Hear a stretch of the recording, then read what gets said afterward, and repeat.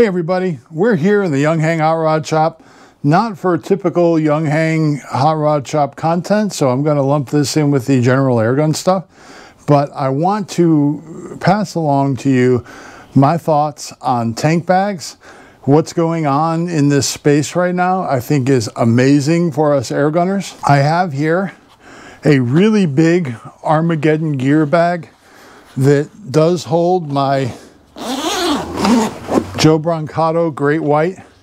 It is an amazing bag in that it's the only one on the market that actually fits this behemoth. This is the biggest tank I think that is available. It's a 60-minute firefighting bottle. I think the construction of this bag is first rate. I love the zippers. I love the way everything works. I love the storage space. What I'm not a fan of is the fact that they didn't use a Velcro wrap here for the handle. So you've got eternally floppy handles. And the other thing I really don't like about it is this little port on the end. You're expected to get in here and fill your guns. You can't see the gauge. You can't really bring the gauge and everything through this hole. I'm not a fan of this bag, and I think the reason this bag is designed this way is because it really wasn't designed by airgunners, for airgunners. But it is a quality bag. It is made in the US, so it's not inexpensive, but it is very, very nicely made. I can't knock any of that. The other bag I have is from Air Tanks Plus, and it's just a little bag for a 1 liter guppy size tank. And I love the bag because it protects both the bottle and the valve together. But I have to say, in using it, you kind of feel like a surgeon trying to work in this little gap here and see your gauge and manipulate the valve. I'm not a big fan of having that workspace so constrained. So I would say ATP, take a cue from Saber Tactical, or Saber Tactical, take a cue to an open market space and make a small bag with your innovative Doghouse approach. One other option I'm going to show you is probably my least favorite tank bag. All right, folks, here is a bag. I think I got this off AliExpress or something years ago. I was never able to use it because I never had a 9-liter bottle, and 9-liter bottles are what you need for this bag. And honestly, I think it's cheap. The zippers are cheap. The construction is cheap. And honestly, the usability, I'm not wild about. You've got to pull this down in order to get access to your valve and your gauge and your fill whip. And it really doesn't offer much protection for this valve stem. This is just a pull cord and fabric here. So, you know, there is some foam around here, but I don't think it does a brilliant job of really protecting this. So let's get to what I think is the most impactful step forward in tank bag technology that I have seen. And I'm going to actually get rid of these, put them down on the floor, because I want all this space for showing you this toy. This, I believe, is remarkable. This is the Saber Tactical tank bag. It is very well built. It has tons of storage options, 2 separate components here. It's got a little hidey pocket for your fill whip right here. It's got a really solid rubber molded handle here. It's got a shoulder strap, which I probably will just keep stowed in one of these giant pockets. It also has Molle loops all over the place. It's got a big old piece of Velcro here for your patches. It's got Molle loops down this side as well. But here is the real trick this bag has up its sleeve. And this is the thing that I really appreciate the most about this bag.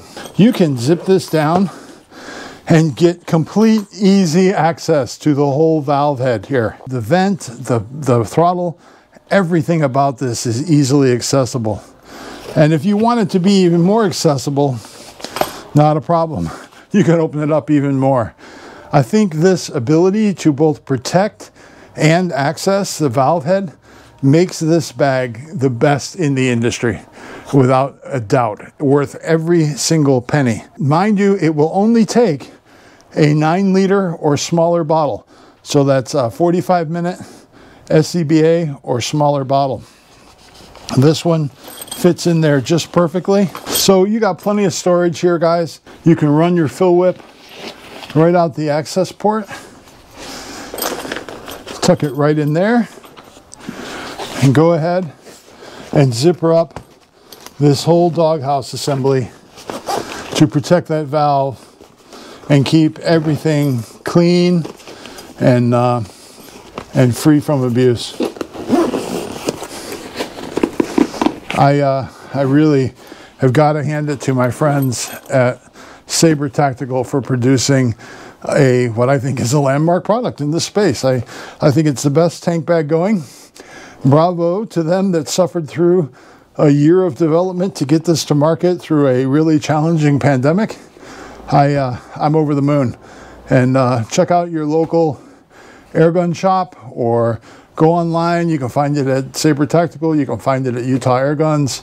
Ken Hicks probably has them. I believe anybody who is anybody in the airgun world, if you're not carrying this bag, you're just being silly. Okay, shortcomings on this bag.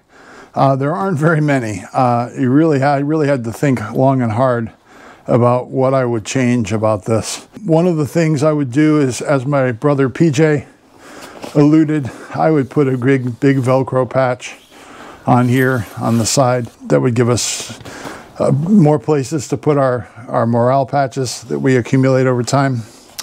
The other thing I would do is I would make this so that it fits a 12-liter bottle. I think they size this to 9 liters and it fits great for 9 liters or smaller.